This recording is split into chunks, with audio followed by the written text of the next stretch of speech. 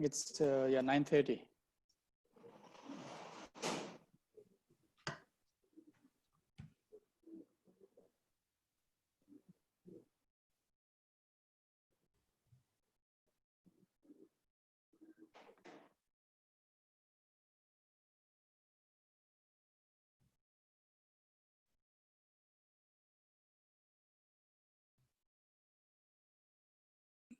Gulshan ji.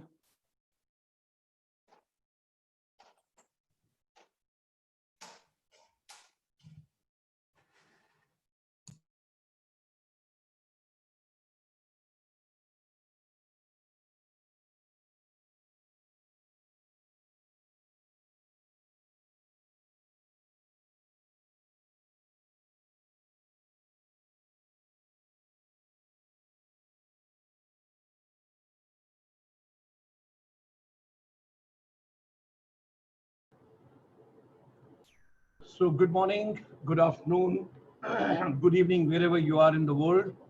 We hope and we pray to Almighty that you all are safe, you all are fine at your respective places, and you're taking care of yourself, you're taking care of your family, your friends, your neighbors, your community, and everybody whosoever is directly, indirectly, somewhere in the province and the near your place. Please take care of everyone, each one of them, because we are a global family and all of us, we got to take care of each other. So ladies and gentlemen, while extending a very warm welcome to each one of you, from morning, there is 31 minutes past 9 a.m. from Indian Standard Time. We come for yet another powerful morning, afternoon, evening, irrespective wherever you are and whatever time zone you are.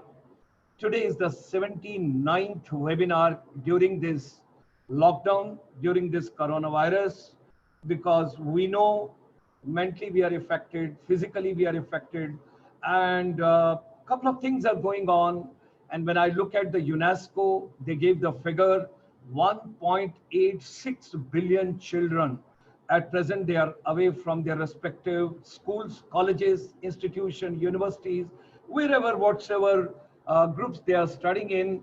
So parents, of course, they are having a big challenge. At the same time, educators are also trying their level best. The entire education fraternity is trying to reach out these children, whether on mobile or on television or on the community radio or on some digital gadget, whatsoever best they can do from their side. Every Saturday morning, we bring very meaningful, powerful, pious, and spiritual kind of a morning where we talk about making education relevant through the relevance of Buddha's teachings in today's education system. Whether you are a teacher, you are a counselor, you are a psychologist, you are a technocrat, or you are a student, whosoever you are, if you are in the ecosystem of education, we try and bring to you, and of course, it is for others as well. So it's a community of more than 500 million plus people world over. Those are following Buddhism today. We are grateful to all of them. Our chamber is grateful to all of them because our chamber, in a very humble way, we are the one those brought from 1994, as far as India is concerned. When you talk about the non-resident Indians, those have gone abroad, there are 30 million plus non-resident Indians at present in different countries. So our chamber is a link between those non-resident Indians and India, and then of course other stakeholders, those are in service industry. Monday to Friday, we talk with you on education purely, and Saturday is a very special day. We start our day early in the morning with Buddha's teachings and learning from Buddha's philosophy, what all is there. And in the evening on Saturday, you have got Ayurveda for the global wellness, how to have mental peace. And then Sunday, you have got a couple of programs.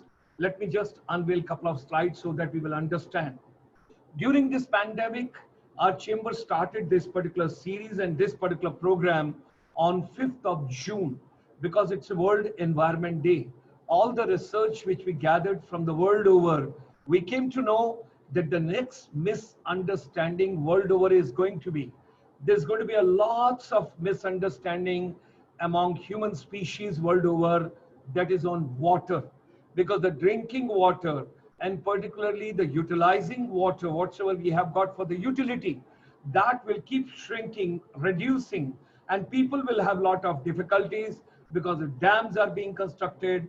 Sometimes you have got droughts, sometimes you have got floods, and it depends on when you construct the dam, you can open a particular thing on a particular date.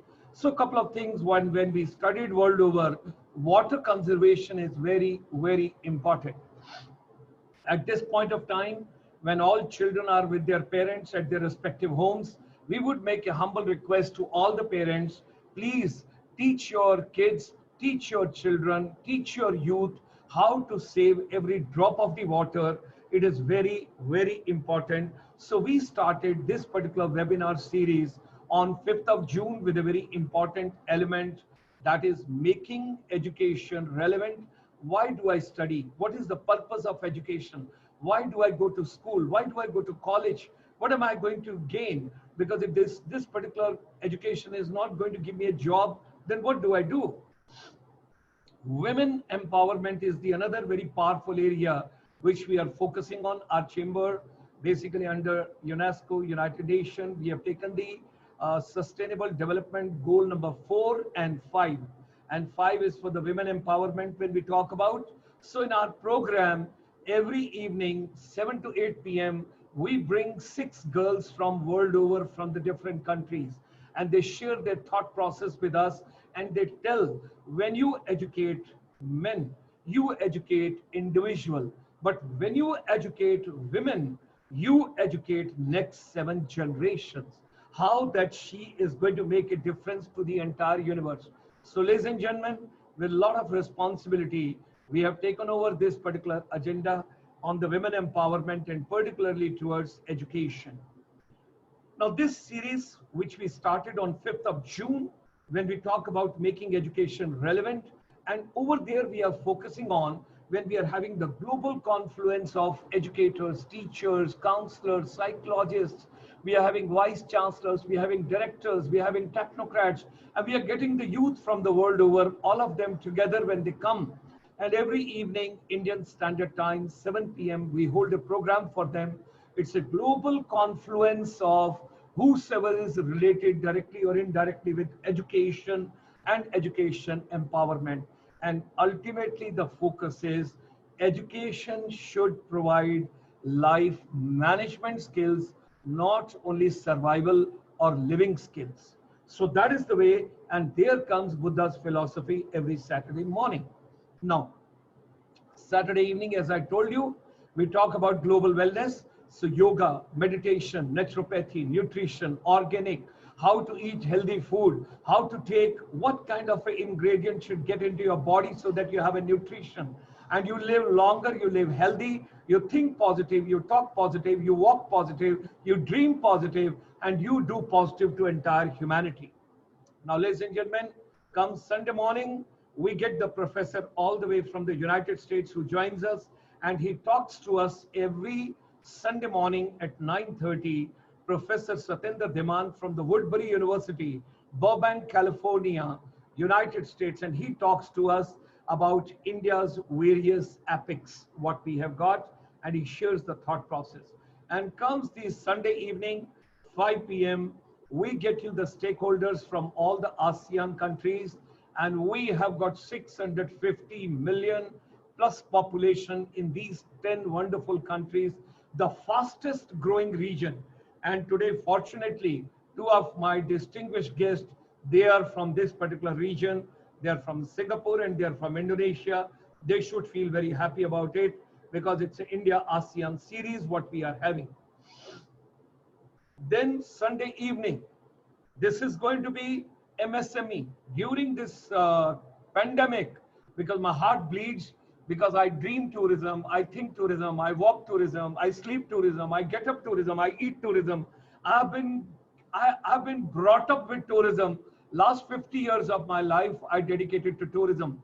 I set up first institute for the Ministry of Tourism, Government of India, while being with the Ministry of Tourism in India. I drafted the first MBA tourism for India, and I feel so happy. But today, when I look at this pandemic, tourism, hospitality, airlines, retail, media, entertainment, services sector has suffered so much you can't imagine. So every Sunday evening, 7 p.m., we share with you empowering the MSME sector, how again we got to get up, we got to rise, we got to think, and we got to think positive, how to restart your business and how to reestablish yourself. Coming 12th of August, coming Wednesday, today is Saturday, so Sunday, Monday, Tuesday, and then you have got the Wednesday. I would request each one of you, those are watching us, either on the Facebook, most of the foreign people, they prefer to come on Facebook, open the watch parties and get their friends and everybody. But those are in this webinar as well. I would like to request each one of you, join us on coming Wednesday. It's a World Youth Day celebrations.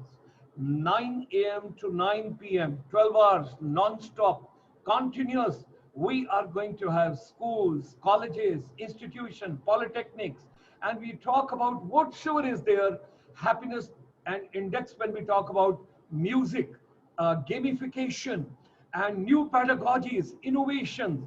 We are going to get 100,000 youth from the world over, from all the countries across the globe, from the different countries, be a part of this particular campaign, mission, objective, because if children are happy.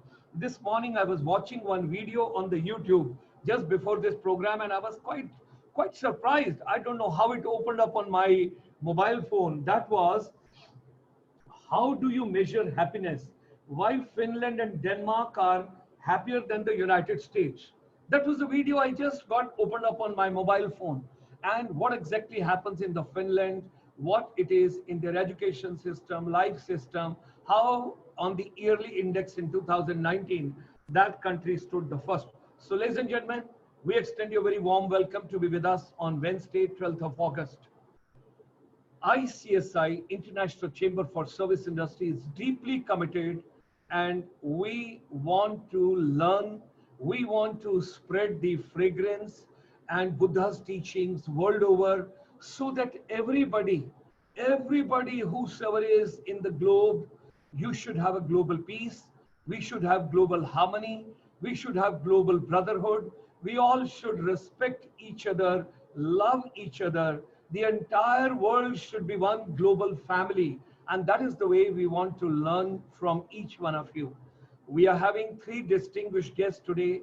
Those have come with my most respectable, venerable Dr. Dhammapiya Ji, who is the Secretary General of International Buddhist Confederation. He is doing such a human service, and somewhere I'm just walking behind him because I'm very keen that I should learn as much as I can as a humble student. So 2016, when I talk about, ladies and gentlemen, almost 4 years back, we dedicated our whole chamber, most of the activities, particularly towards Buddha's philosophy, Buddha's teaching, Buddha's relevance in today's education, living, workplace, spirituality, whatever you talk about, we took that. Our immediate past president, I'm so grateful to him. He holds his 2nd PhD in Buddhism. He dedicated about 8 years. He's in the United States. So from Los Angeles, when he discussed with us, he's the one who brought Buddhism in our fold. And at the same time, if Ashok Wangdi ji is watching this program, I'm thankful to you as well. You met me on the Buddha Purnima day in 2016, and you brought me and you gave me the idea how basically we can work together. And thereafter, I met Venerable Dhammapiya Ji, and I have never ever looked back. I'm looking forward. As a soldier, I want to go in front.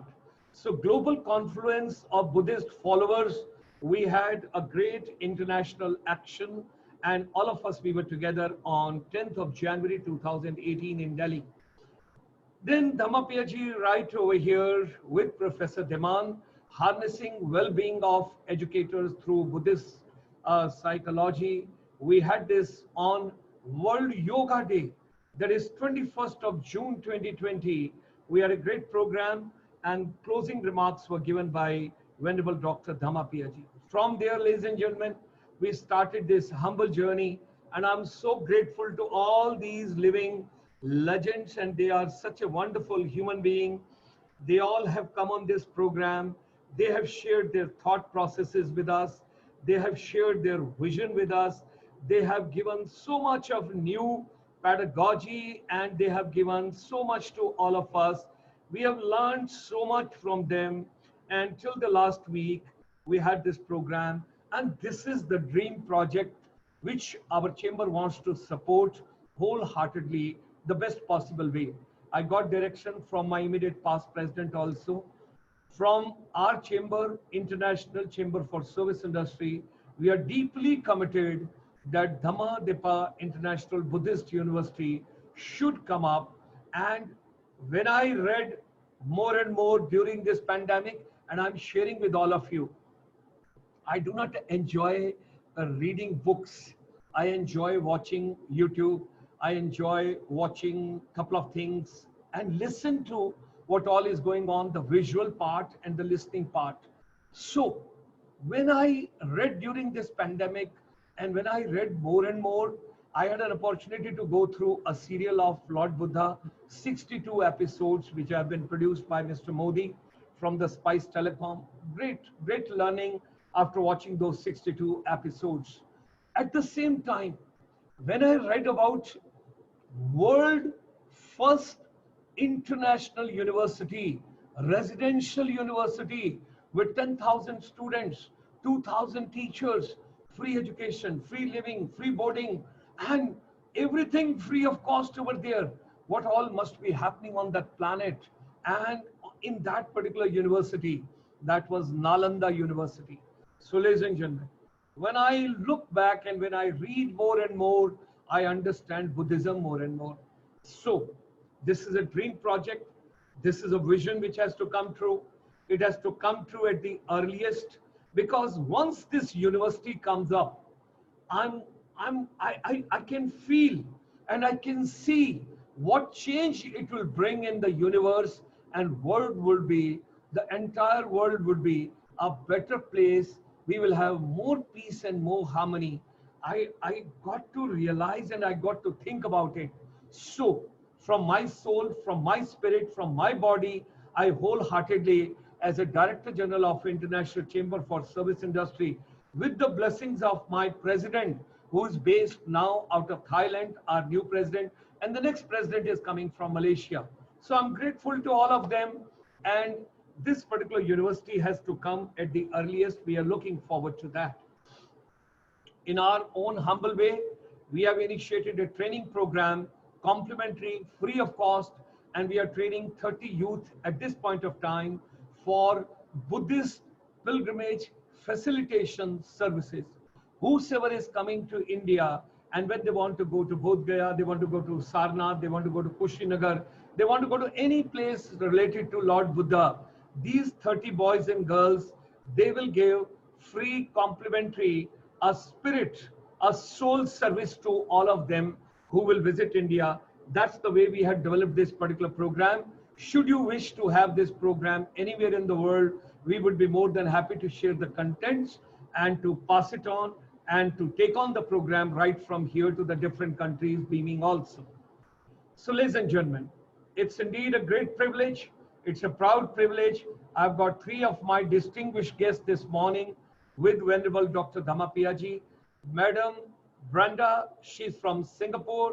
Madam Branda currently serves as a project specialist in Buddhist, that is Tzu Chi Foundation since 2013. She has been appointed by the board to serve as a board member of Philippine Tzu Chi Medical Foundation since 2018. During her years of services in Tzu Chi Foundation, Branda actively coordinate international medical mission and UNFCCC events for the foundation. Hearty welcome to Madam Branda this morning. I'm so happy. We were talking about ASEAN. She is in Singapore, but taking a project in Philippines. So my two countries are covered as far as ASEAN region is concerned. I've got Dr. Lydia Brown from Melbourne, Australia. She is the academic co-chair of the 17th Sakhyadita International Conference. Professionally, Dr. Lydia is a clinical psychologist and a researcher of positive emotions. Wow, that's great. Positive emotions. We would like to learn on that. And resilience at the University of Melbourne.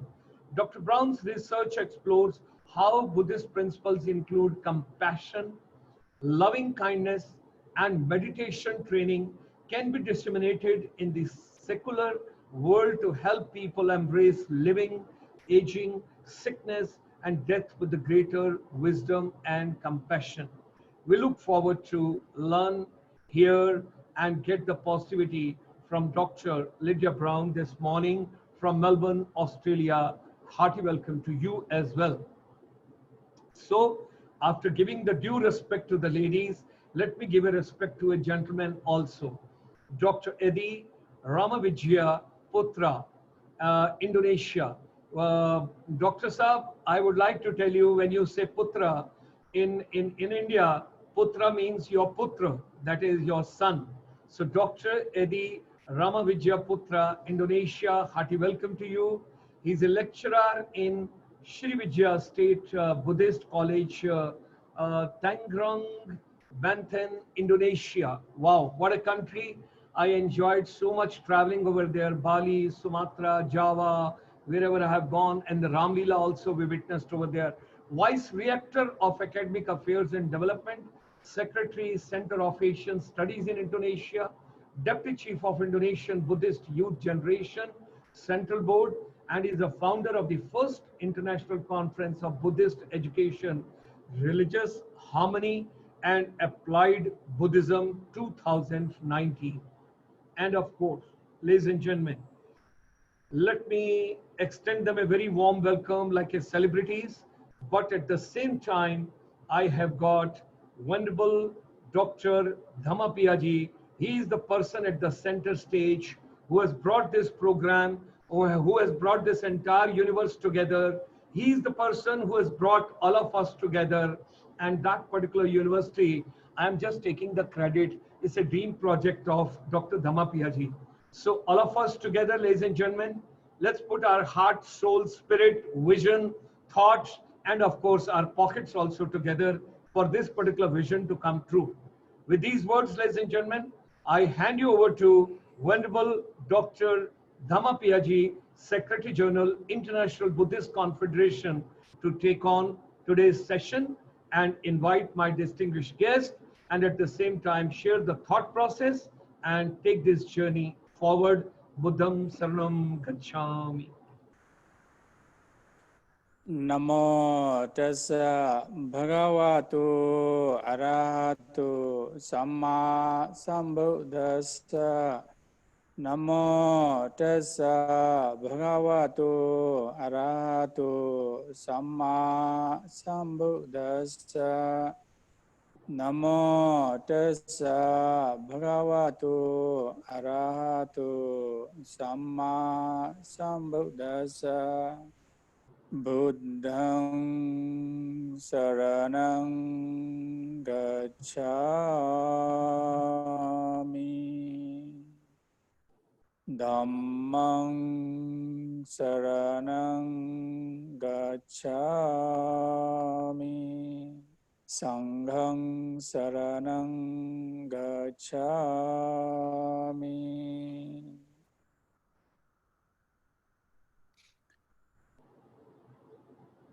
A very good morning and green morning, or as our Dr. Gulshan used to say, green morning, green afternoon, green evening. Good evening, good afternoon to everyone who are watching, attending this webinar, this session from different parts of the world, from different time zones. I heartily welcome to this session on the theme, the relevance of Buddha's teaching in today's education. When we talk about education, it encompasses all areas of human existence and human experiences.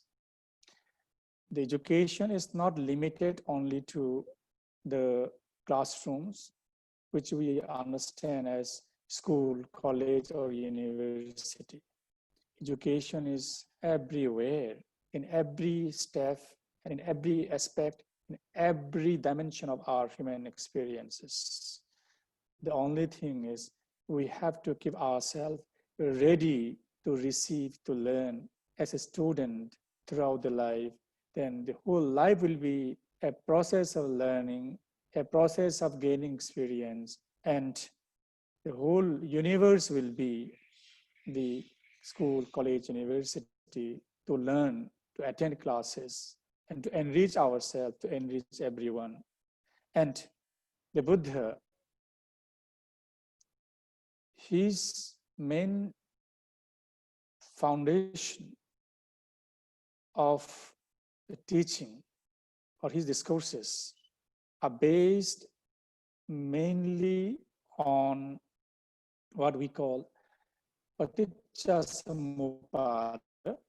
that is the causal conditions. For him, the Buddha has said, whatever happens in our life, it doesn't happen accidentally. There are multiple causes that give rise to something, an experience, an event. That means things do not happen accidentally. Whatever happens, there are causes and conditions where we human beings might be the responsible conditions or maybe some other conditions. This is one thing, the causal conditions.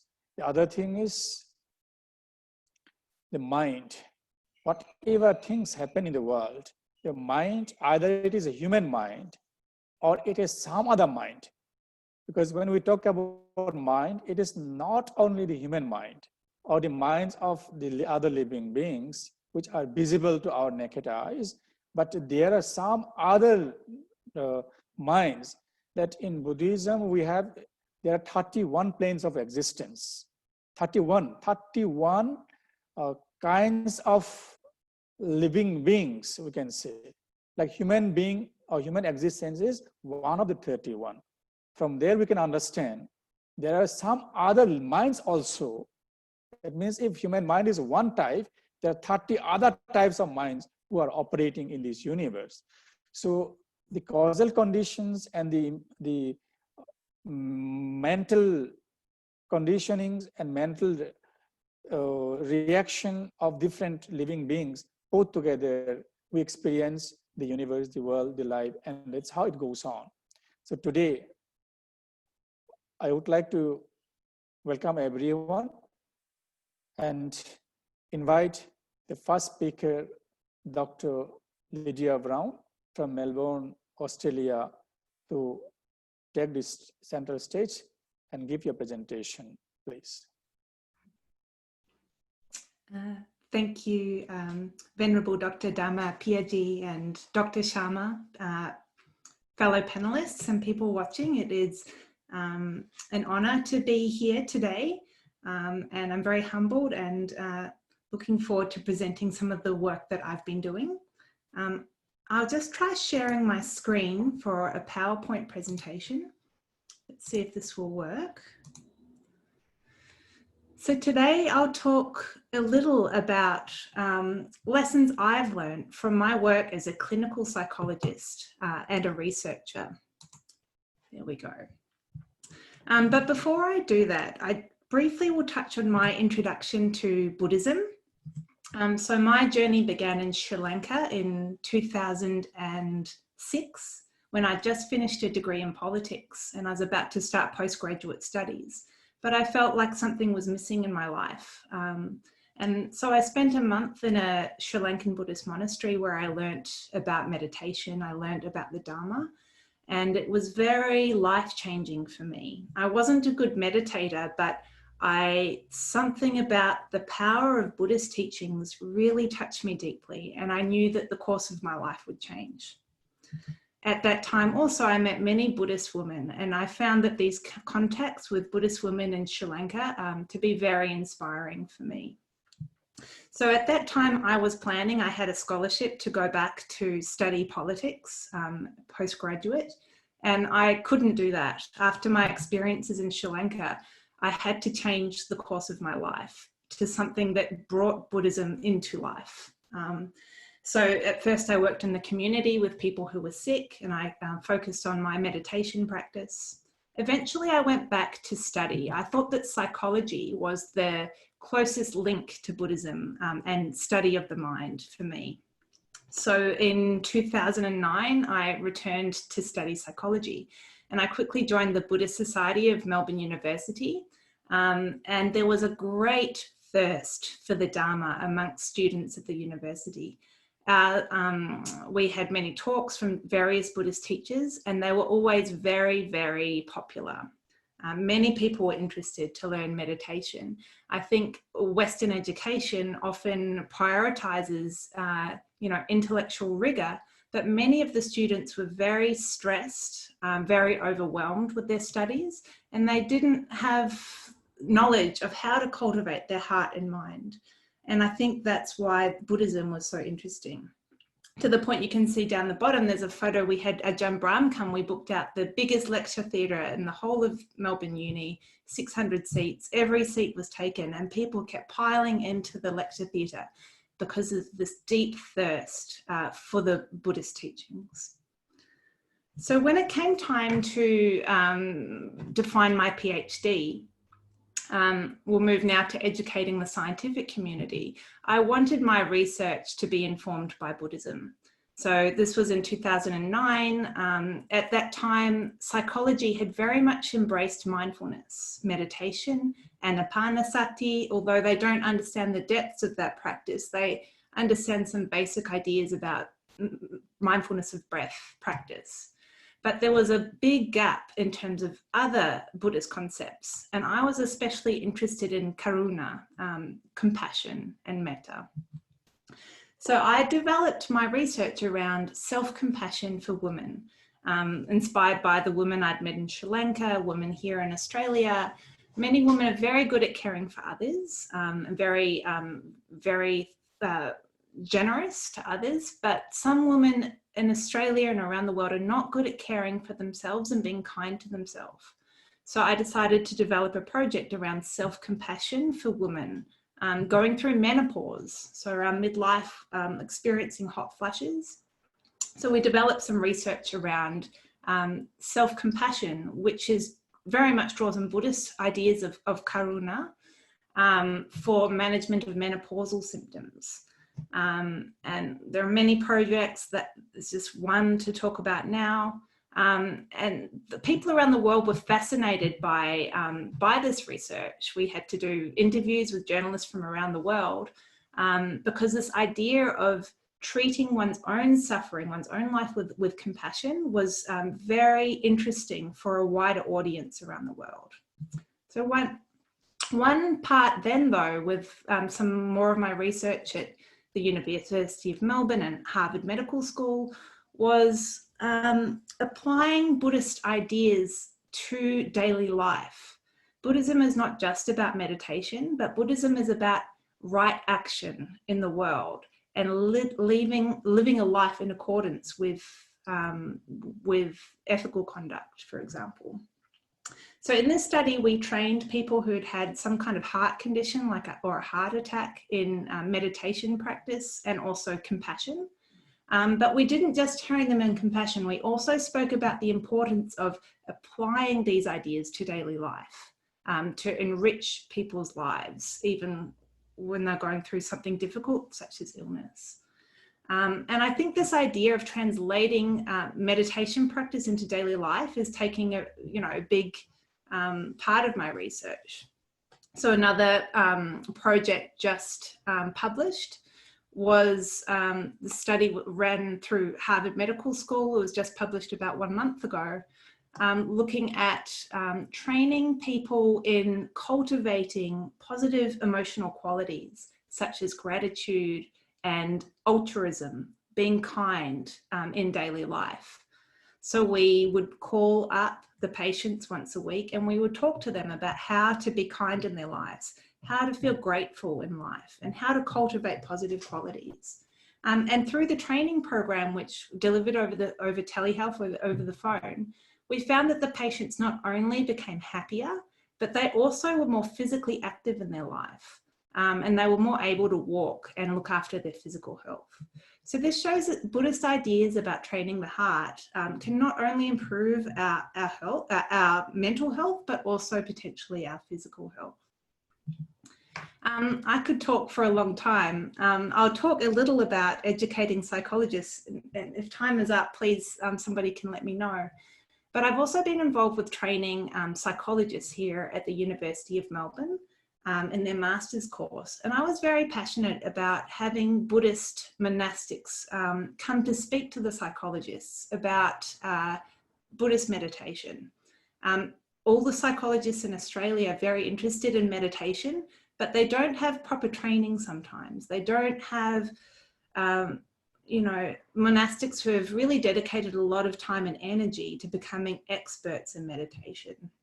So we've introduced dialogues where health professionals will discuss with Buddhist monastics about how, about meditation and how psychologists can teach meditation to clients in their daily life. So this has been a very enriching experience to be involved with. So from integrating karuna into Western science and psychology, now we're starting to think about other aspects of Buddhism and how we can bring in Buddhist ideas of impermanence, or even the nature of samsara and the reality of suffering in life, how we can really translate some of these Buddhist ideas into clinical psychology practice. This is something that I'm trying to work on with some of my research happening at the moment. So, you know, if you'd like to be involved with the study, this is a study more understanding mindfulness and happiness. You can see a link here. Perhaps you could look at the recording or screenshot, and you can actually contribute to some of the research that I'm involved with the University of Melbourne. One other project to briefly touch on is Buddhism has a profound understanding of suffering and how we can relate to suffering with wisdom and compassion. Even the suffering of our own mortality and impermanence, and even in terms of preparing for death of ourself or loved one. So through the Sakyadhita conferences, we've been interviewing wonderful Buddhist leaders from around the world, Karma Lakshisomo, Jetsuma Tenzin Palmo, about death meditation and how that might be relevant, not just to Buddhists, but to everybody around the world. We also have interviewed Ajahn Brahm for this project, Roshi Joan Halifax. It's been a very enriching experience to understand different aspects of Buddhism, less understood in the scientific field, and how we can actually use these to help the well-being of people around the world. So this is a photo of some Buddhist women from the last Sakyadhita conference that was held in Australia in 2019. But we do have a new conference that will be occurring next year, in December 2021, where we'll be exploring Buddhist women beyond boundaries, interfaith, interdependence and environment. I think this will be a very stimulating conference, and I warmly welcome you to consider attending the Sakyadhita International Conference. And you can find out more by visiting the Sakyadhita International website, and we can continue some of these very enriching and fascinating conversations. So thank you very much. Feel free to send me an email if you have any questions. I have my email address down there, or you can visit my website as well. So thank you.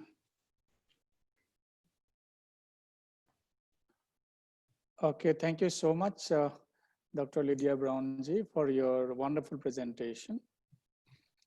Dr. Gulshanji, whether should we take some QA or proceed with next speaker? If you permit, we can take questions at the end. Okay, yeah, fine. Yes, so this is what she has presented beautifully the Buddhist concept of karuna. Like karuna, we talk much, but how we can practice this karuna, and when we practice, then only we can experience what really the impact of the karuna on the human mind, that is happiness and peace. As she was saying, this happiness or the peace, to work or to research on those areas, doing research or academic kind of study on peace and happiness, I think that will be one thing. But she said self-karuna, right? Self-compassion. Definitely, when we try to develop something and experience by ourselves, that experience, that knowledge, that is ours, that belongs to the person.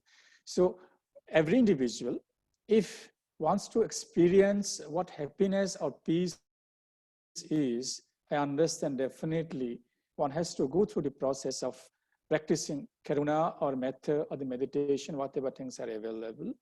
That one thing is the concept, the other thing is following the concept and putting the concept into practice and make it a reality in experience. That's what very important. So now, may I request our Dr. Upasaka Edi Ramawijaya Putra from Indonesia, kindly take the stage and give your presentation, please. Yeah. Thank you, Most Venerable Dhammapiya, and would like to extend my gratitude to Dr. Gulshan Sharma, who is now in a very convenient room, and also to other two scholars from Australia and Singapore, Miss Branda and Miss Brown. So it is very, good time for me to have you here in my virtual screen amidst the unstopped pandemic all over the world. First of all, I would like to mention that in Indonesia, we have more than 15 colleges that give services in terms of very specific education for Buddhism. But basically, they are training to prepare teachers to be sent to formal and public schools in all provinces in Indonesia. So it is good news for us as a Buddhist, Buddhist family, that the increasing numbers of Buddhism in Indonesia is getting better in terms of the way how education be placed in our national curriculum system. And I would like also to be thankful by the presence of Buddhist Tzu Chi Foundation that really influenced our movements, because Buddhist Tzu Chi represents not only as a Buddhist foundations, but also can embrace all religious communities, like the majority of Islam, Hindu, Christianity, and the others religious groups. So basically, the presence of Buddhist Tzu Chi as a Buddhist foundation in Indonesia is really influential. So thank you, Ms. Branda. I hope you can elaborate later on. So in terms of our topic today, I would like to address some relevant topic based on my experience as a vice principal of the academic affairs in Sriwijaya Buddhist State College. So why is it called? Why my college is called state? Because it is all fully funded by the central government.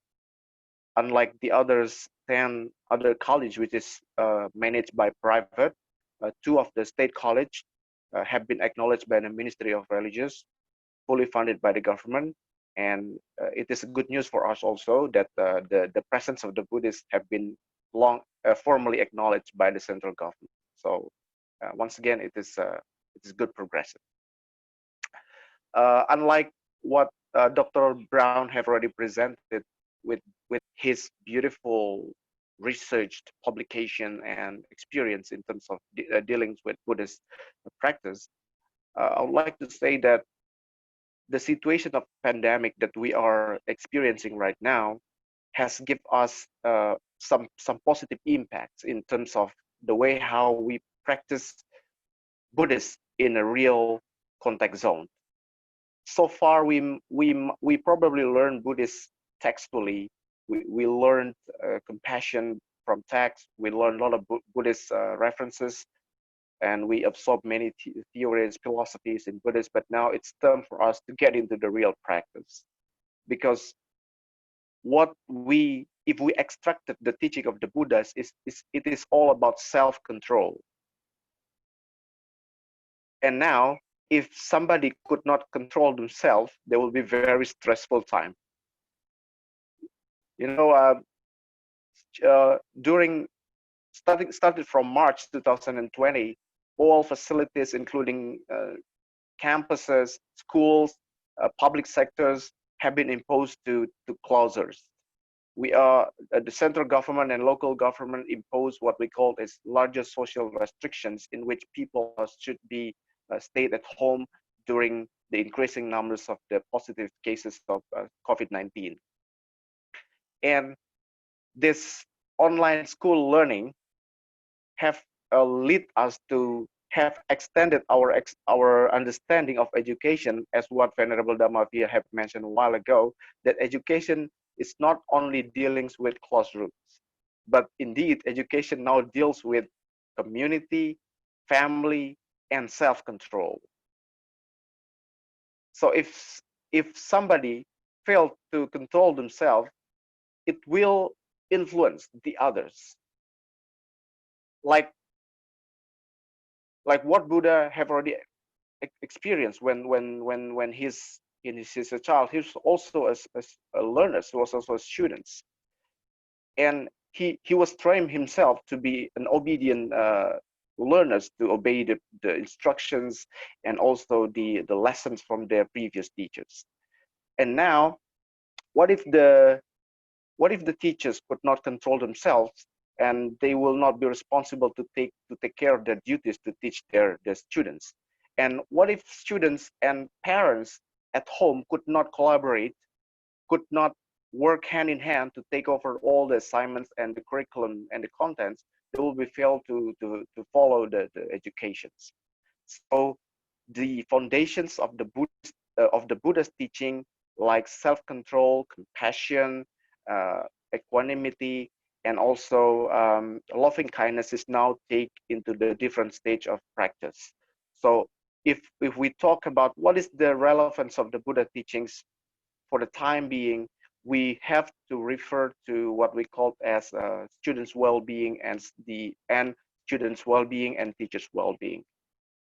Because if we fail to be a good members of the society, we will violate the rules. We will not follow the orders of the central government and the local government. We act like very selfish man, selfish guy who would not follow the protocols, standard protocols, and it will give, negative impacts for people, and also the increasing numbers of the COVID-19. So in order to be good members of the society, in order to be a good Buddhist practitioner, we have to go back to a very basic teaching of the Buddhas, who mentioned that the self-control and compassion is the foundation all over the humanity. By this understanding, we have to, revisit our understanding of pedagogy. Pedagogy is not only refers or dealing with teaching and learning process, but how to work all together and to respect each other and to be obedient to what governments called as a standard protocols.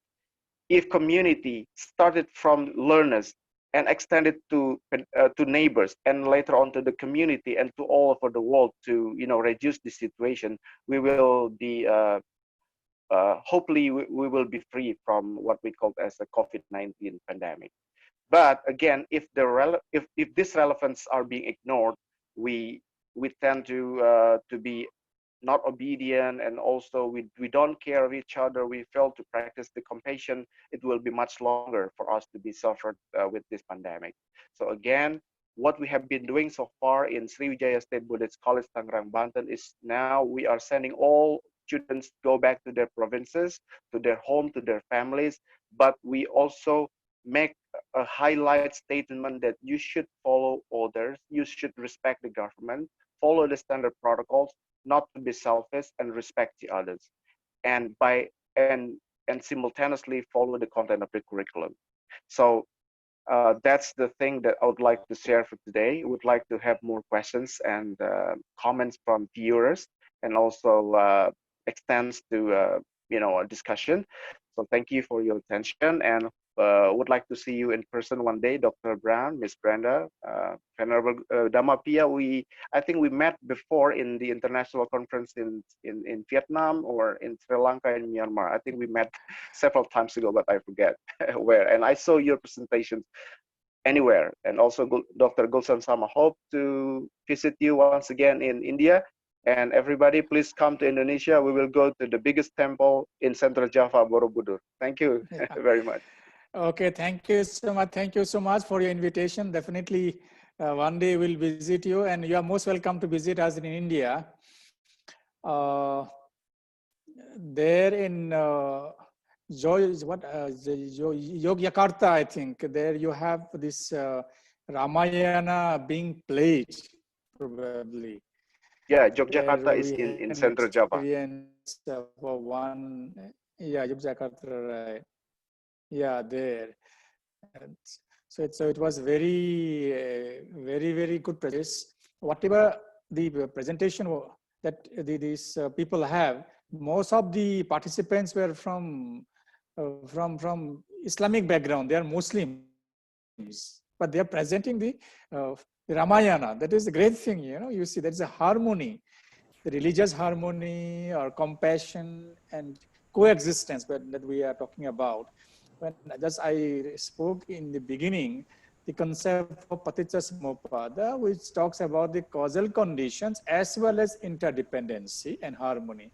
When we are to have a proper order in society, there has to be harmony in the society or in the order of the cosmos.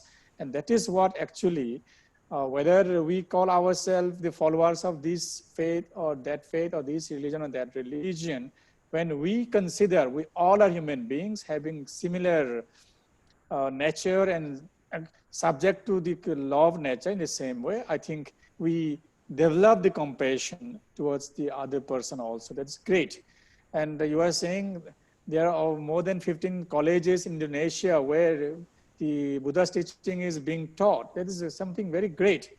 In India, we are also now trying to promote and develop and open up new centers to teach Buddhism, which are there now in some of the universities and colleges. And we have to really make it vibrant in the more in universities and colleges, where in this new national education policy in India, it is national education policy 2020. I'm glad to share with you that in this new policy, the Sanskrit and Pali also have been included. That the centers for these the languages, the ancient Indian languages like Sanskrit and Pali also included. So we can have now centers to learn Pali and Sanskrit as well. That's a very good thing. Okay, thank you so much for your presentation. Now, we have our next speaker, Ms. Branda Huang. As we are talking about the compassion in action, this Tzu Chi Foundation is the one which not only talks, but it also acts on the concept of compassion in action in various dimensions. And compassion, when we talk about compassion is a concept or the feeling which is directed to the needy. The needy. Like whoever is in need of some help. And when your heart tells that you have to go and help, that is compassion or karuna. So this karuna concept, it transcends all boundaries, whether you are a Christian or Hindu or Muslim or Asian, American, African, black or white or what. It is not a problem. This is not the issue. When compassion is there and you know that there are some people who are suffering and you go and reach out at the risk of even your life, that is what compassion means. And that is what the Tzu Chi Foundation is really working, the compassion in action. So now I would like to take this opportunity to invite Ms. Branda Ng to take the stage and give your presentation, please. Thank you, Venerable Dr. Pia. Thank you, Dr. Gulshan, and my two colleagues, Dr. Lydia and Dr. Edie. I think we have been hearing about, and of course, dear brothers and sisters in humanity. So we have been hearing about from a scientific to an interfaith view and the dialogue, whereby we are talking about putting compassion, which is the intrinsic factor, and then we will have to put it into action, which is the extrinsic factor. So right now, I would like to share with you regarding my topic of presentation, which is living the change. So as we know that COVID-19 is interfering our life, and it causes a lot of troubles and a lot of disturbings to our daily lifestyles. However, there are still a few major concerns across the world that we should not neglect. And one of them, as our Venerable Dr. Pia has mentioned, which is what Tzu Chi has been doing for the past over 30 years, is actually recycling project. So Earth is our home and we want it to be safe and peaceful. But upon looking at the situation right now, there are many studies that has been talking about climate changes and even climate emergencies.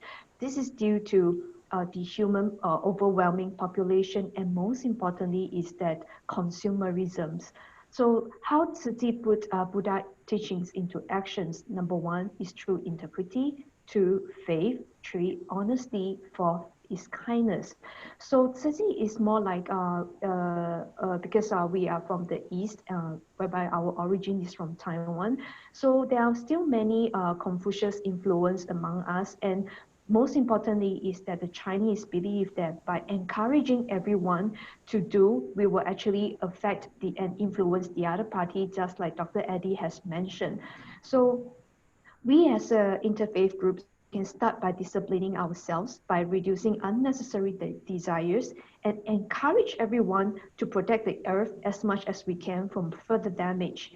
And in order to pursue our environmental protection mission with Tzu Chi core values, there are three major directions that we follow in order to live in the change. Number one, which is recycling. Number two, ethical eating. And number three, conserving earth resources. So Dhamma Master Zhen Yan recognized the role of climate change and its effect on the planet Earth and all sentient beings, life forms to our common home. So we can see that every journey of compassion will stand the test, and every footsteps you are trying to break the cycle of suffering. So looking at the world crisis, not only the pandemic and plastics crisis, there's also floods, storms, droughts, and famines because of the locusts. Even in India right now, has been suffering from the monsoon season. So we see that there is actually a series of devastation of the ecosystem. So the Buddha said that we live in the world that is filled with turbidities, where moral values are declining. So we want to recognize the climate change is the result of greed, apathy, and ignorance, which are ingrained within the society. So to tackle this problem, which is global warming and climate change. We need to reduce greenhouse gases and waste. And most importantly is to purify people's mind, because that is the root cause of the problems in the people's views and values. So look at all these plastics materials from my slides. These are actually buy and throw away products, and we have been collecting plastic bottles since 2003, and we turned that into eco blankets and relief materials. In other words, look at the shirt that I'm wearing right now. If each one of us, we can save 10 Coca-Cola or 7-Up 500 ml bottle, we can actually turn it into a t-shirt. So this is a kind of combining compassion, wisdom, and love together. So action speaks louder than words. So in 1990, Dhamma Master Zhen Yan gave a speech to appeal to the public to do recycling with our clapping hands. Since then, we have recycling volunteers over 19 countries, and right now we have 63 countries and regional office in over 690 focal points. Other than charity mission, recycling mission, we also focus on medical and education as well. However, as we come back to the main topic that we're going to share today, which is how do we change the individual lifestyles. So number one, if we want to have a safe and a clean environmental, most importantly is that we have to shift a bit of our lifestyles.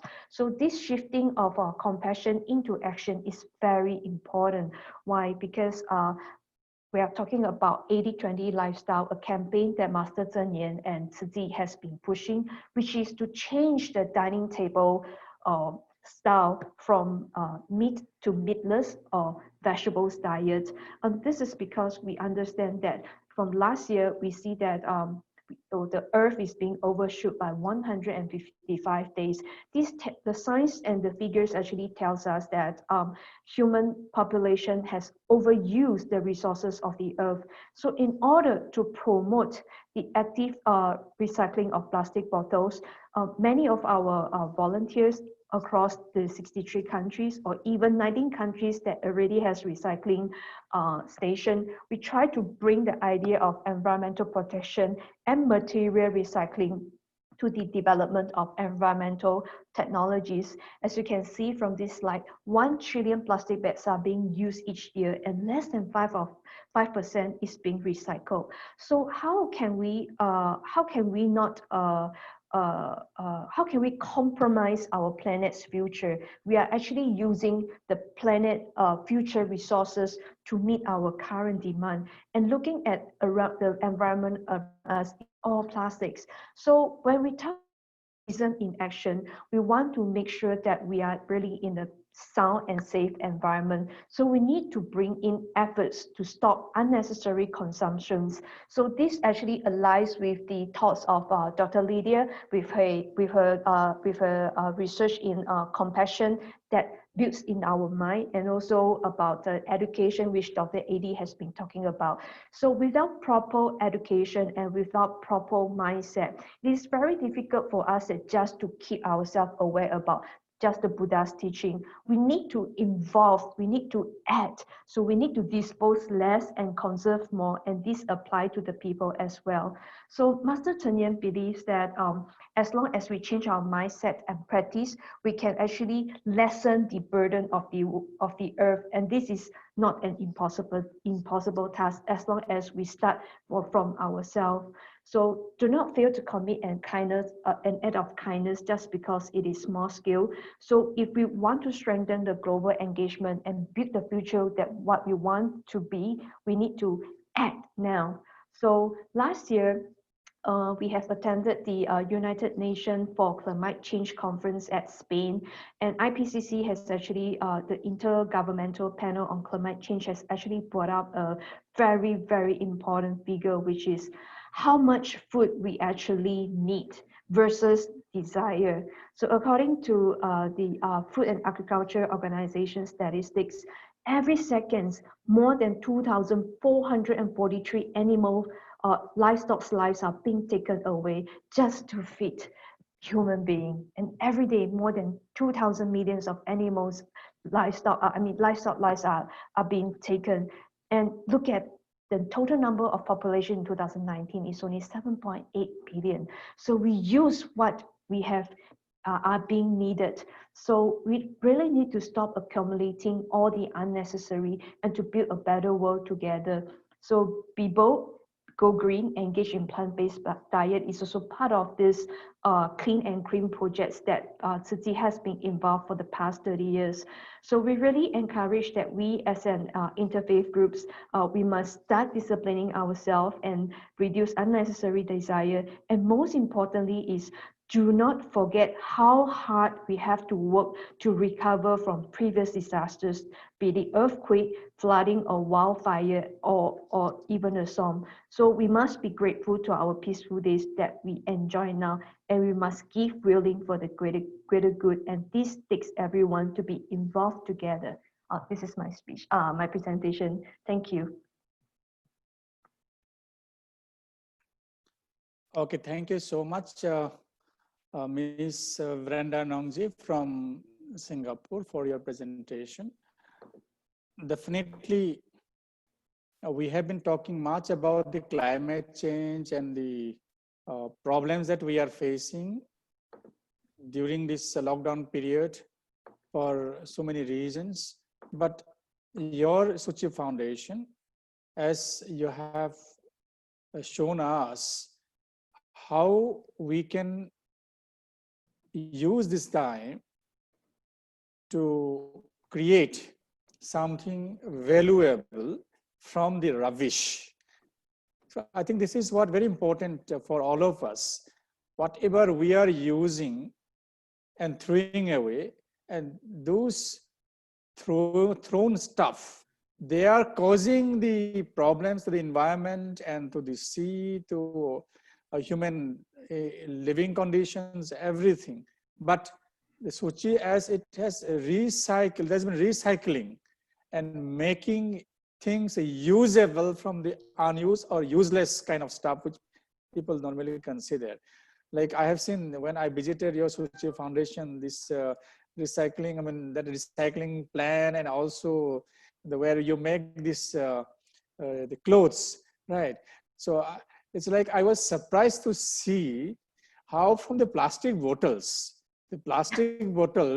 you have made it possible to prepare clothes, pants, shirts, and we call muffler or even cap or hat and bags, many things, even green. I think you have done for something green bag, probably.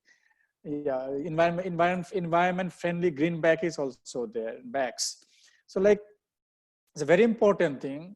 As you are saying, there are many things being thrown away to the sea, and not even 5–10% of those plastic bottles are being recycled. And we are creating more and more plastic bottles and contributing to the environmental pollution. I think that we have to understand this concept from Tzu Chi Foundation. And one thing I would like, I don't know, Gulshan ji, whether should I ask the question or somebody will ask the question? There are 3 questions which have already come over here. If you permit me. Yeah, please you start. Yeah, there is a question from Peru, P-E-R-U, Peru from Latin America. And this is for Dr. Lydia. She has shown her presentation, and one of the slides she had shown the human brain and some explanation, 4 parts. They say that she flipped it too fast, we could not understand. So they want to know in detail if she can take few minutes and explain on that. If you permit, sir, we can take. And meanwhile, the Branda, we would like to congratulate her. Tomorrow is Singapore Independence Day. Nice. Tomorrow, 9th of August, is a Singapore Independence Day. So ASEAN, I am keeping a track of all the countries, who is celebrating when and all. So the entire High Commission in India, they all are having celebrations tomorrow. And we extend a very heartfelt greetings from Venerable Dr. Dhammapiya ji, ourselves, our chamber, and our best wishes to everybody in advance. Tomorrow is the Independence Day of Singapore. If you permit, sir, we can take Dr. Lydia with please. that particular slide. Thank you. You got to devote a little time on that because people want to understand. One slide was there where you have shown the human brain and there were 4 parts. Something you have given. Okay. Sure. So thank you for the question. It was, I'll see if I can show that slide. It is quite a simple slide. And really, I was just saying that I thought there were 4 ways in which Buddha's teachings can be disseminated or educated to different groups of people. So I was talking about educating students, university students in particular, how we can use the Buddha's teachings to educate the scientific community. And, you know, while that started, I think there's so much more we need to do for scientists to really understand the depths of the Buddha's teachings. We've got a long way to go.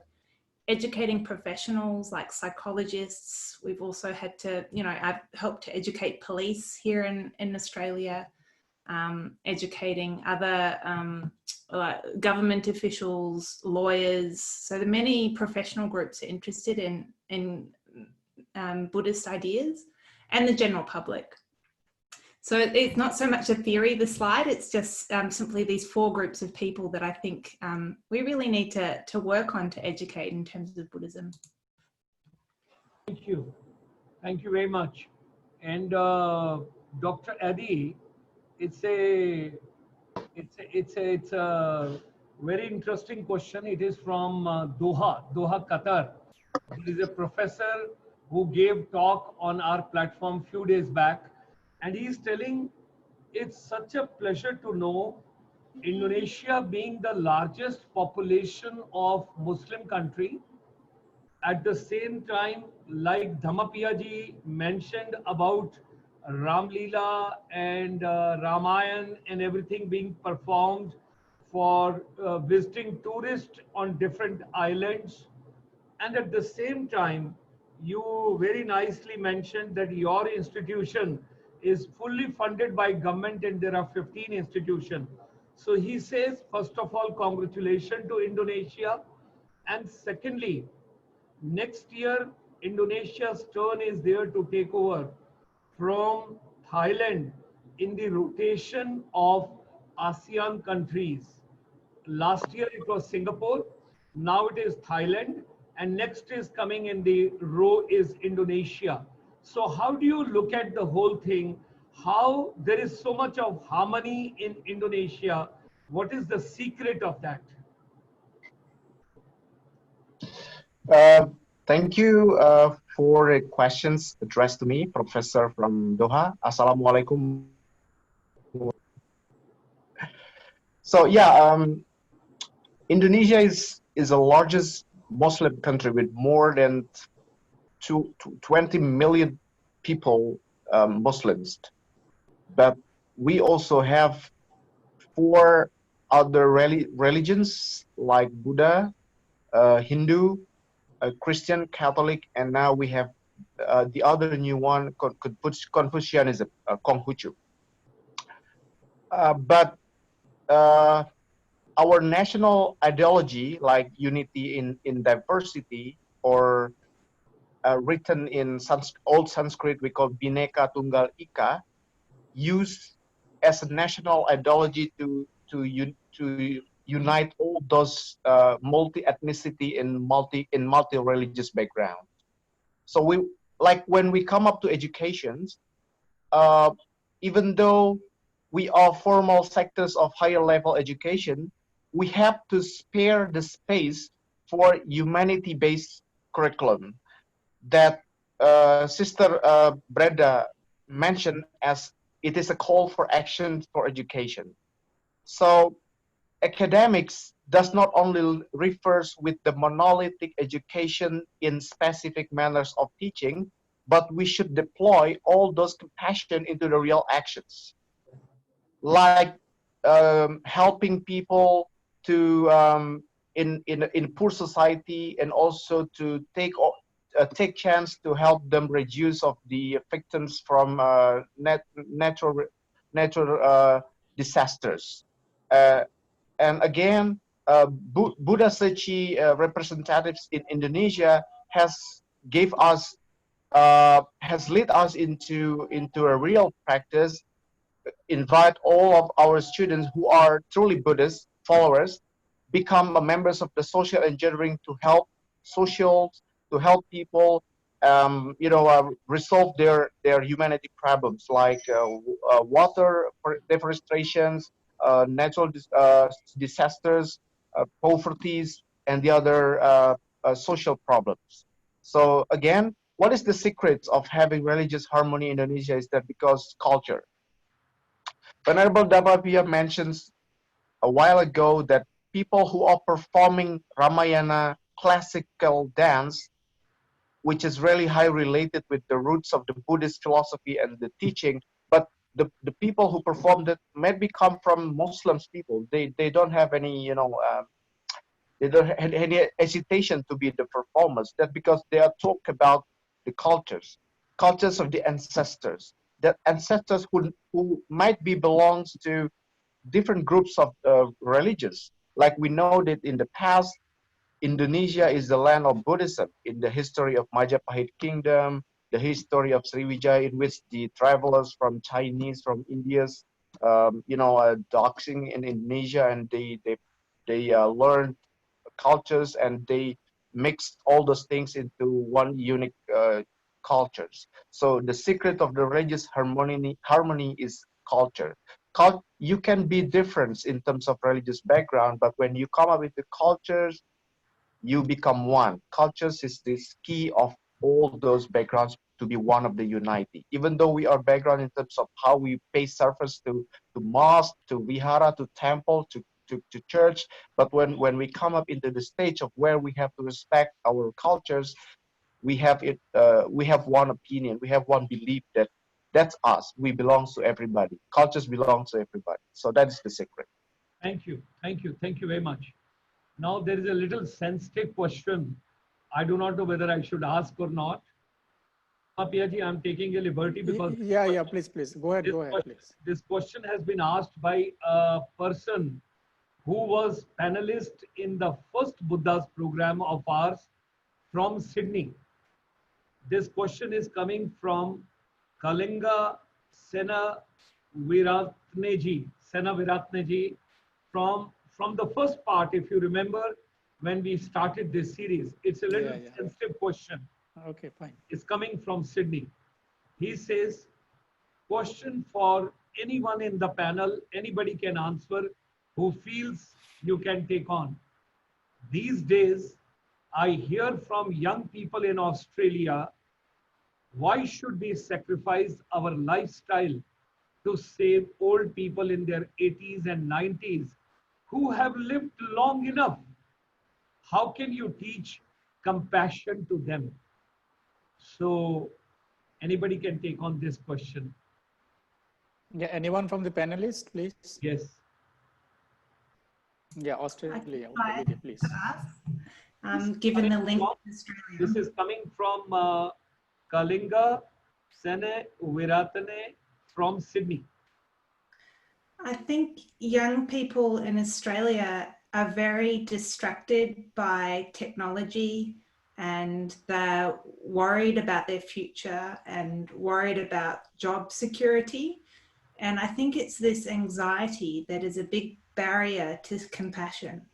And so I found when working with young people, as they learn strategies to feel safe and to down-regulate anxiety, then they have a barrier to their heart is lifted. And as the anxiety is reduced, then compassion becomes easier. Not just easier, but a natural inclination of the heart.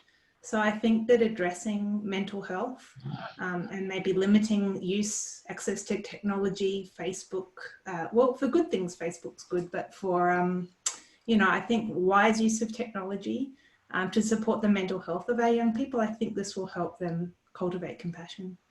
Dr. Lydia, everybody is not that matured. Everybody is not that sober. Everybody is not having that rich an experience like you as a young girl from Australia. Now this message goes not only to Australia, it is world over. First of all, At my age, I envy all of you why I'm not born now. Why did I born 70 years back? Because today, technology revolution we cannot stop. Technology will come. Technology is going to change the life.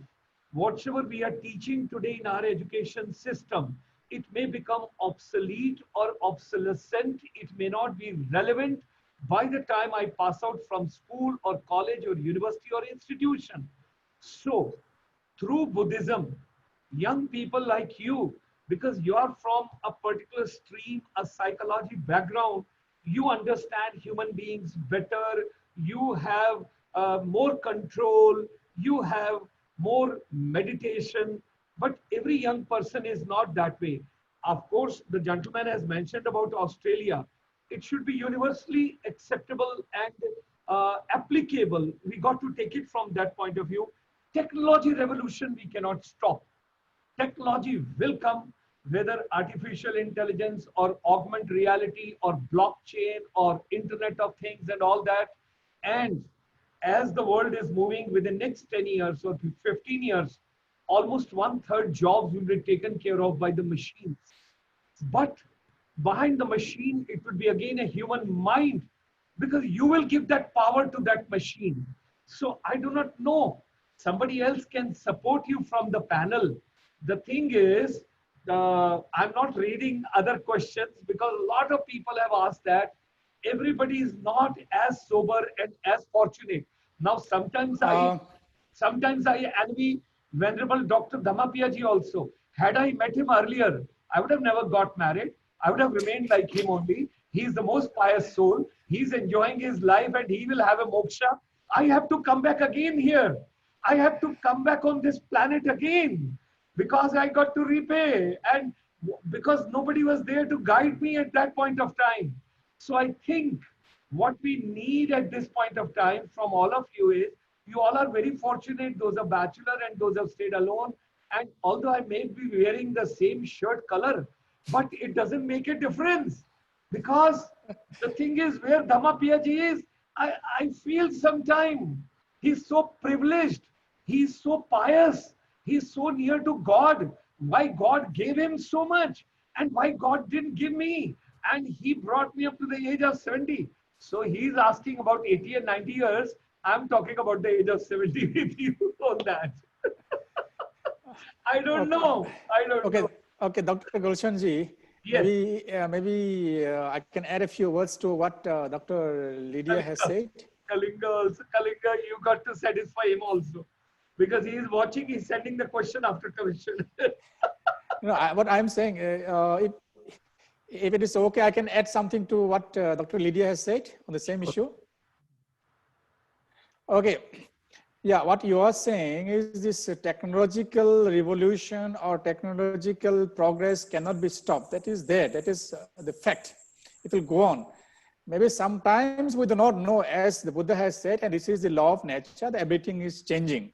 So this is a trend at this moment. We never know what will happen after some time, right? So change will be the only the permanent nature, the things. Now, though we cannot stop the technological development or progress or whatever artificial intelligence that is coming in now, but we all know whatever things are happening, that is the product or the byproduct of human mind. Yes. Number one is that. So this compassion, how to teach compassion? It is actually a process of cultivation. A process of cultivation we have to cultivate. So the youngsters who are having different issues, different dimension of experiences, either it might be frustrating or it might be fulfilling, it might be good or something like that. The thing is, at the education, at the school level or the college level, or even by the parents or by the society, if we all come together to take up this project, what I call this a value addition project. Value addition project, we have to add the value to life. And the value means actually cultivating the mind, that is the mind to be compassionate, right? So with examples, with practical kind of work, so that I'm sure we can influence and transform the mind of even the young people who are having that kind of adverse kind of attitude towards the old generation. Once they understand how one has to be grateful to the people or to those who have helped them. Like the Buddha has said, even if you are given a shadow by a tree, because when you travel in the sun and you find a tree and you go under the tree and you feel so calm and cool and you really enjoy. So you should be grateful to the tree, not only to human beings, even to tree also. And if somebody, nature is giving us oxygen and so many other things, we should be grateful to the nature, to the Mother Earth. That's how we have to develop a sense of gratitude and responsibility to whatever things we are getting from. And the parents and old people, they are the people who have contributed to our life. If our parents have not taken care of us, if our grandparents have not taken care of our parents or us, then we would be not there in the world today. That means what? We have received so many things, so much from our parents, from our older generations. So we have to learn how to be grateful to our elders. Once we learn and practice this gratitude and compassion, I'm sure the transformation will take place slowly, like step by step in the society, in the minds of human beings, in the heart of also the young people. I hope, Kalingaji, that answers your question now. So, final words from your side, and if somebody wants to say something out of the okay, I have a question to Ms. Branda. Okay. Right. So there, the two concepts. One in the line I have seen, reuse, the RE, 3 RE I found. Yes. You're right. Reuse, reduce, and recycle. Cycle. Yes. Right. So I understood both, the first and the last. That is, reuse means reusing whatever things are being used already once. And recycle, I understand recycling of the thrown out stuff. But reduce. So what is meant by reduce? The middle one, please. Okay. Thank you, Bante, once again for this question. The reduce is actually how can we reduce the percentage of the garbages, and we can turn it into treasure. Because in Tzu Chi, there is a saying goes, we turn trash into treasure. So turning this trash into treasure is a kind of reduction of products that is around us. So this is the core values of reduce. And of course, this reduce not only apply to the materials, this is also reduce about the percentage of us buying products, single-use and disposable products. Like for example, I have this Singaporean has a very bad habit. We will keep buying stuff and we use plastic bags. So if I were to buy, if I were to have a recyclable bag with me, which is the green bag, green eco bag that you're referring to, I'm also indirectly or directly, we are actually reducing the consumption of the plastic bags. So this is the idea of reduction. Okay, thank you so much. It's a very beautiful concept. The reduce, it has two dimensions. One is the material reduction. The other is, I think, the mental or spiritual reduction. In terms of material reduction, it is like whatever is being thrown, it becomes garbage. And there is a large quantity of garbage. And this garbage with its trash that can be transformed into treasure, right? So when trash which is of no use and you are making it as usable shirts, pens, and blankets and many things, definitely this is like when you transform something, then the quantity of the trash or the useless things become less, that you are reducing those things, fine. But what we understand, even what Mahatma Gandhi ji has said, the world has enough for human need, but not for human greed. I understand that we can also incorporate this, reduce, that we not only reduce the garbage by transforming or converting from useless to usable, but we need to reduce our greed. What you are saying is we buy so many things and pile up and keep all those stuff. So that means what? There is a multiplication of greed, right? There is increasing greed. That's why we go and buy. So when we reduce the greed, I think the amount of garbage also will get reduced because they're correlated. Yeah. I understand, right? Okay, another question for you. Sure. That I found in your slide somewhere, yes. You have written ethical eating or something, ethical eating. Yes, right. Yeah, ethical so what eating. is ethical eating? Because it's very important. And please. As a good student, I would like to make a mention: recycling, ethical eating, conserving earth resources, combining compassion, wisdom, and love. I've taken your notes. Thank you. Thank you, Doctor. Yeah. Well, ethical eating is actually a direct translation from Chinese words, which is to remind people that killing of animals, we cannot take away the animal rights, living's rights. So that's why in my slides towards the back, I actually show some figures from the United Nations FAO, Food and Agriculture Organizations, to let us witness that how many animals' lives are being taken away every day just because we need to eat them. And of course, I cannot reprimand, or do I say that some countries, why don't they eat a vegan or vegetarian diet? I think, or plant-based diet, we always say. That's because there are some countries, like for example, Kenya, their land is not suitable for planting of vegetables. But however, towards some countries, developed countries like Singapore or even in Australia, we can choose what we want to eat, and we can choose how to eat it correctly. Like for example, why do we want to save animals' life? It's not just because of compassion and the 5 precepts of refrain from killing, and it's also because most importantly is like meat. We're trying to reduce the meat intake in terms of climate emergency, and reduce the heat production through the CO2 and the methane in the production of methane.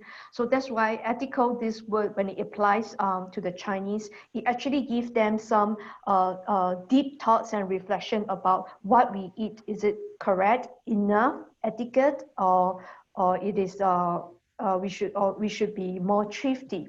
So this is behind the theory of ethical eating. Thank you. Oh, yes, okay, thank you so much. This is very touchy. I mean, I'm also in the same line of thought. If we want to live, right? We want to live, we want to be happy, we want to be secure, we want to be safe, we want to be free. But we human beings, I don't know how cruel we are. We don't want other animals to live. You see, we want to destroy other animals for our own pleasure. Now you can see.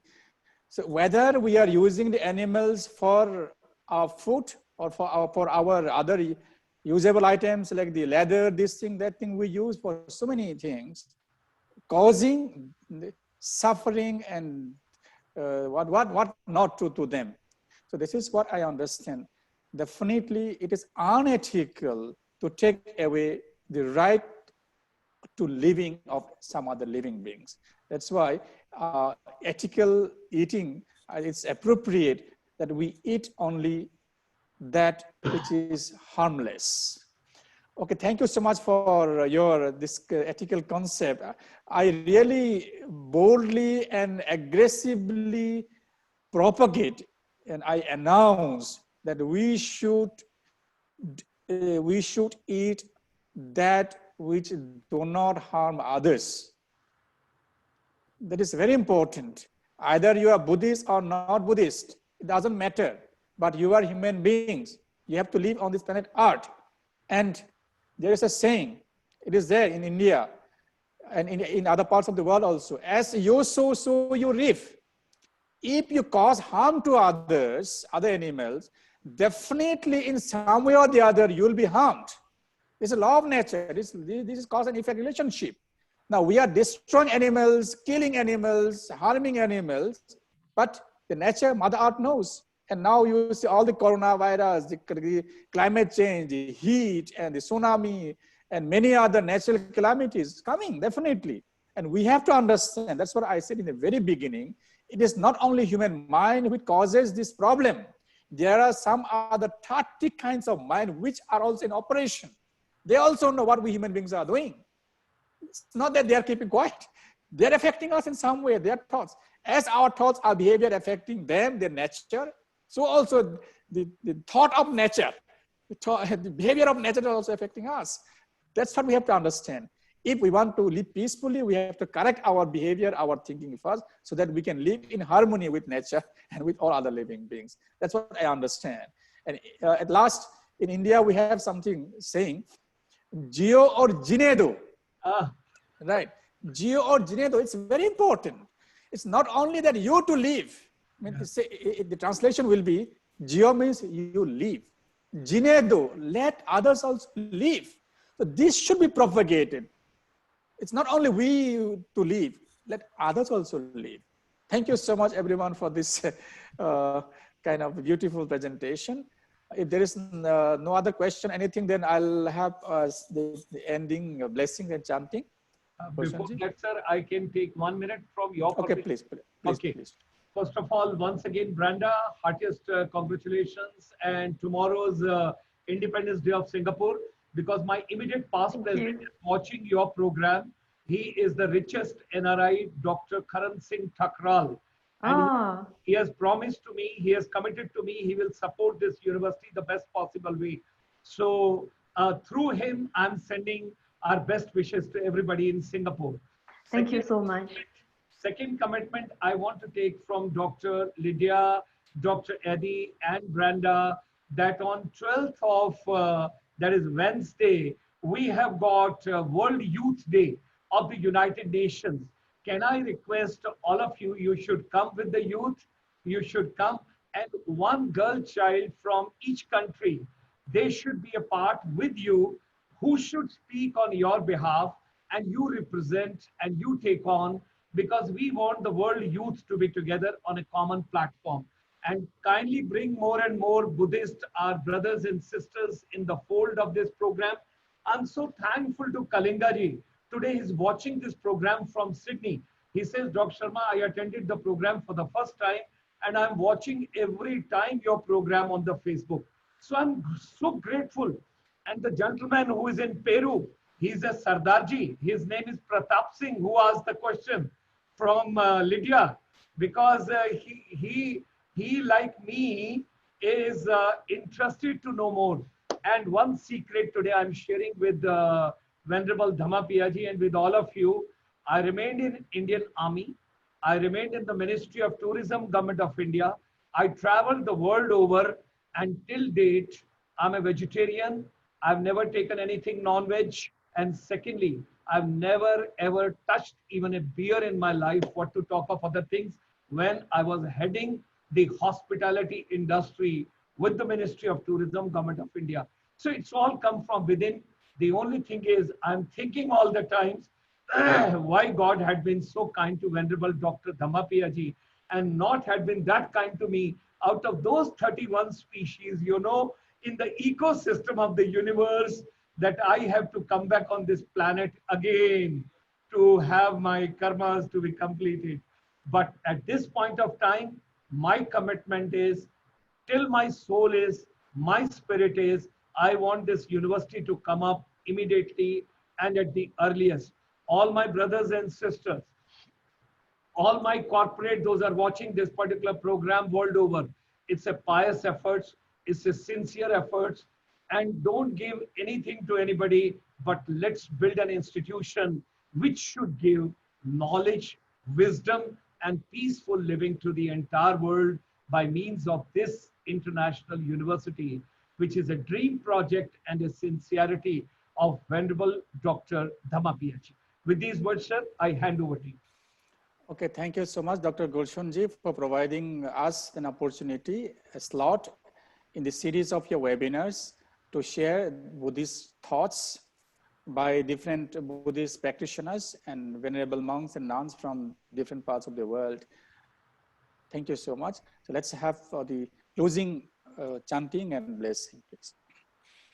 Namo tassa bhagavato arahato samma sambuddhassa bhavatu sabba mangalang rakhantu sabba devata sabba buddha nubhavena sabba dhamma nubhavena sabba sangha nubhavena sada sukhi bhavantu te.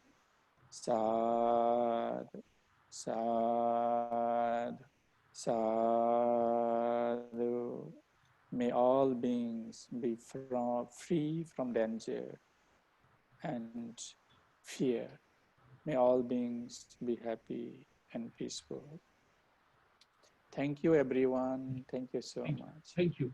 So we extend a very warm welcome to all of you to be a part of us on Wednesday, 12th of August. We will be sending you the special invite.